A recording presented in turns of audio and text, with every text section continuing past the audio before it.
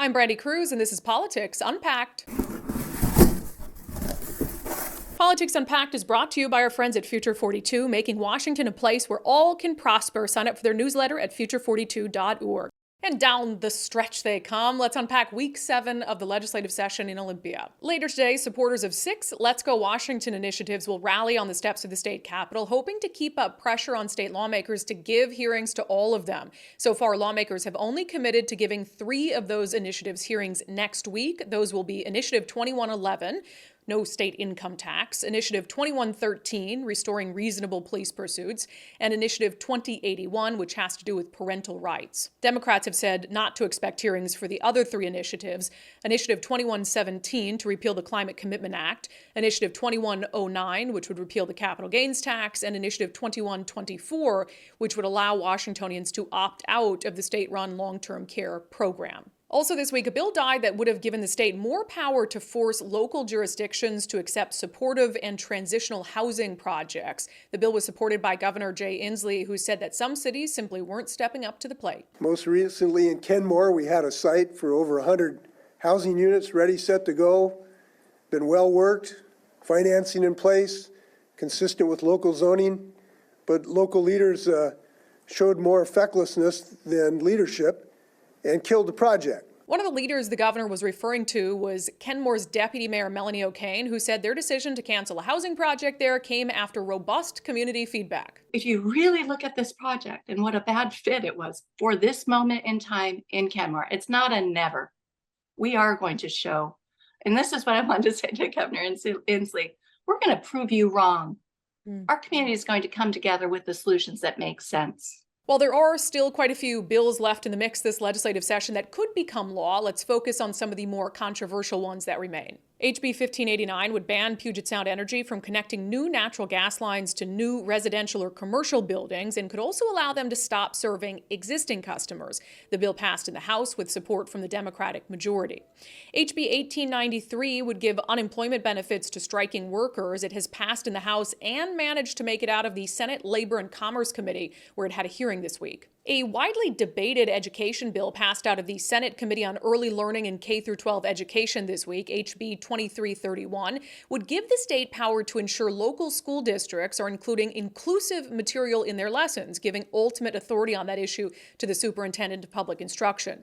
The law would mandate that schools include lessons that are inclusive of the LGBTQ community, different races and genders, and the neurodiverse community.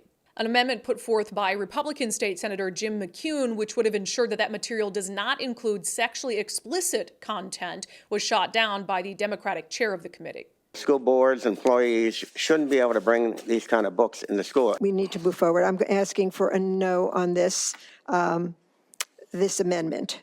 And so let's say all in favor say aye. Aye. Opposed, nay. Nay. The amendment has failed. On the budget side of things this week, Democrats are proposing $200 rebates to some energy customers to help make up for increases due to the Climate Commitment Act. Some Republicans have called the proposal bribery, given that voters will decide in November whether to repeal the CCA.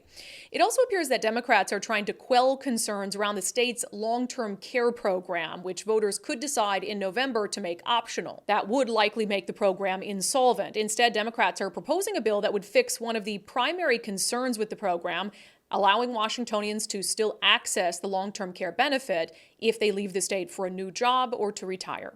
For more on what happened in Olympia this week and what's ahead next week, let's check in with our friends at the Center Square. Brett Davis, welcome back. Thanks for having me again. Week 7, we're getting down there.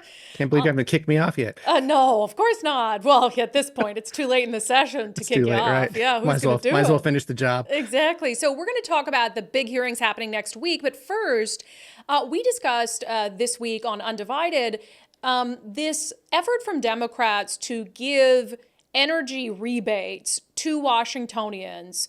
But the amount depends on whether voters decide to repeal the CCA. Right. There's actually, two versions of supplemental budget, and they both contain, $150 million for energy rebates. But there's a couple of differences between the bills. Actually, they both have one-time vouchers of $200 for low-income people.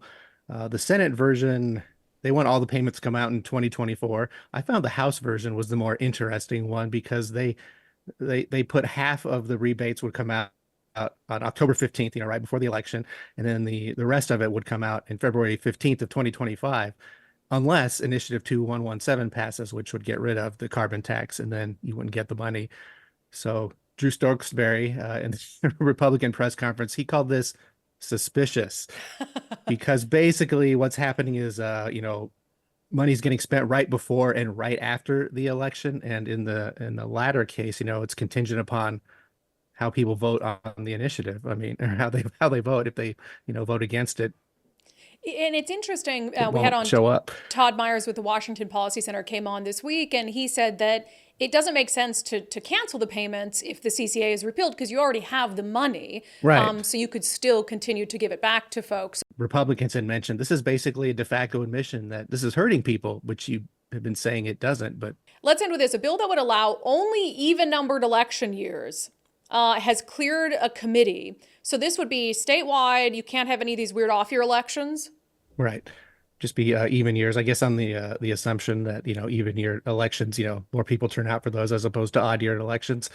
Of course, the critics of this say that's going to put a lot of stuff on a single ballot in an even election year. It's going to crowd the ballot. So I'm not sure how that would work in practical terms, but in theory, it sounds good to some people. Yeah, it's interesting because this is an idea Democrats love and an idea Republicans do not love. It seems like Democrats believe that if there's more voter turnout, that's better for them than if there's less. Right. I suppose I can see their logic, especially in Washington state. Yeah. So we're getting pretty close to the end of the session coming up. It seems like if bills aren't moving anywhere by this point, they're probably not going to this session. Right. The sand in the hourglass is running out, so to speak. Yeah. Time's ticking. All right. Brett Davis, thank you so much. Thank you. I'm Brandi Kruse, and that has been Politics Unpacked for this 7th week of the legislative session. Have a great weekend. Politics Unpacked is brought to you by our friends at Future 42, making Washington a place where all can prosper. Sign up for their newsletter at future42.org. To support Undivided and our content like this, you can subscribe for just $5 a month by signing up at undividedpod.com.